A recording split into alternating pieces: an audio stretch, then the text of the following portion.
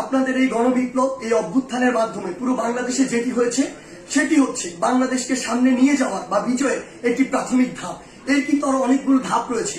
এটির চূড়ান্ত পর্যায়ে যাওয়ার পূর্ব পর্যন্ত আমাদেরকে প্রত্যেকটি স্টেপ অনেক চিন্তা করে ফেলতে হবে। আপনারা মনে রাখবেন, যারা আজকে পরাজিত হয়ে চলে গিয়েছে তারা কখনো একদিনের মধ্যে পুরো বাংলাদেশ থেকে শেষ হয়ে যাবে না।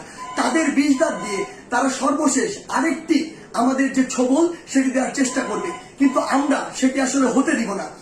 আপনাদের একটি জিনিস মনে রাখতে হবে যে পুরো বাংলাদেশের যে সংখ্যালঘু ভাই বোনেরা রয়েছে তাদেরকে নিরাপত্তা দেওয়ার আপনাদের দায়িত্ব নিতে হবে। তাদেরকে যেন কেউ স্পর্শ না করতে পারে, এটি দিয়ে কোনো ইস্যু যেন তৈরি না করতে পারে।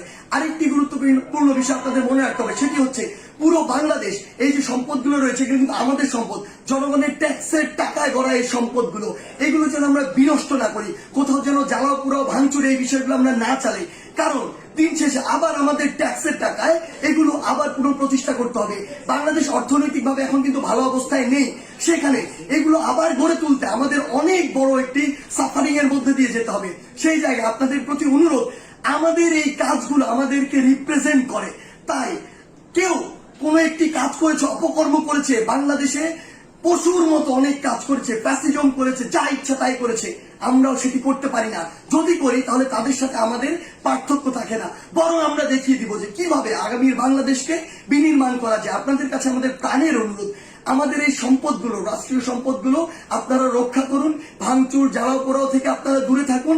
আমাদের যারা মিডিয়া কর্মী ভাই বোন রয়েছে তাদেরকে আপনারা সহযোগিতা করুন।